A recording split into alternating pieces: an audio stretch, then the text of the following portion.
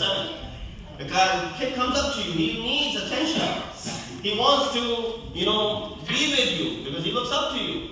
And all you want is nothing to do with him. I'll take care of you on the weekend, not today.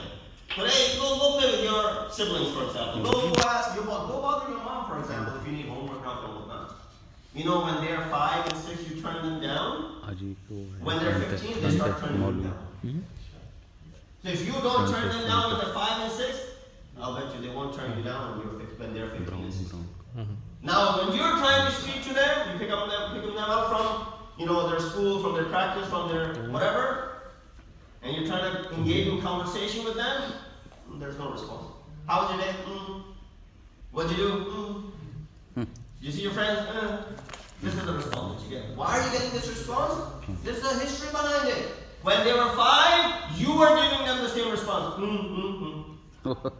And that is repeating as time turns around. So you gotta be careful. After coming home from work, of course, you deserve some rest, but at the same time, don't think that other party was also resting all day long, had nothing to do. To undermine their position, what they're doing. If there are other people living in the house, spending too much time with them, and depriving the spouse of her time doesn't constitute as living together, let alone living together in peace. So first you gotta start living together before you can establish the peaceful aspect of living together. And I'm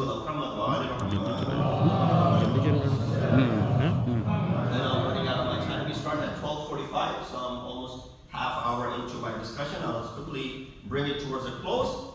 That everyone is seeking peaceful life.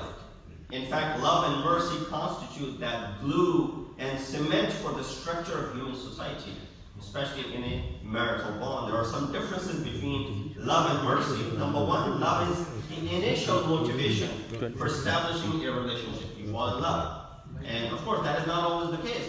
You'll hear the stories of your parents and your grandparents. They'll say, well, we didn't even see your grandma or we didn't even see your mother until the day we got married to them. Right? So there was no falling in love before you get married. So it's not, rule of thumb. By all means, it could be the other way around as well. But love is the initial motivation for establishing a relationship. However, at the end of the life, one or the other one that gets weak, mercy is needed. So when Allah says, Mawaddatan wa Rahman, Mawaddat is the initial spark that is needed in your life, but Rahman is the spark that you need towards the end. When you're all grown up, when you're already, grandparents, this is where you are at the mercy of each other. That's the concept of rahmat that comes in it together. So according to this ayah, Allah intends to see you remain married forever.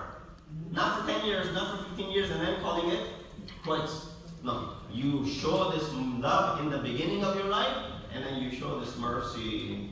Many of them were able to show the love in the beginning of the life, but they never got the opportunity to show them mercy to each other because they never remained together with each other. Number two, love exists between two adults who can serve each other. However, children need mercy to grow up.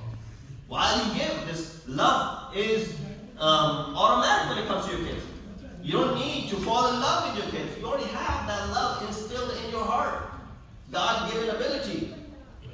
What is needed afterwards is that these kids need mercy and shafqat and rahmat. And therefore marriage isn't about one person or about being selfish. Number three, love is usually a mutual feeling, while mercy is unilateral and mixed with sacrifice or self-sacrifice. Both will have their share as far as the sacrifices in a marital life are concerned. There are different types of rights that are present. I highlighted a few under the kalam of our fourth Imam, Imam Zayn al-Abidin Inshallah, we'll continue this discussion, the tatimma or completion of this discussion, inshallah, next Friday, God willing. We ask Allah subhanahu wa ta'ala to give us tawfiq, that we're able to apply these principles that are golden principles, advices that we find in the Quran and the kalam of Ma'sumin for a successful marital life, for a successful life with kids in it as well, and a life which is role model for others in the society. In the hadith, وَأَبْغَضُ إِذَا كَفَى اللَّهِ أَعُوذُ بِاللَّهِ مِنَ الشَّيْطَانِ الرَّجِيمِ بِسْمِ اللَّهِ الرَّحْمَنِ الرَّحِيمِ وَالْعَصْرِ إِنَّ الْإِنسَانَ لَفِي خُسْرٍ إِلَّا الَّذِينَ آمَنُوا وَعَمِلُوا الصَّالِحَاتِ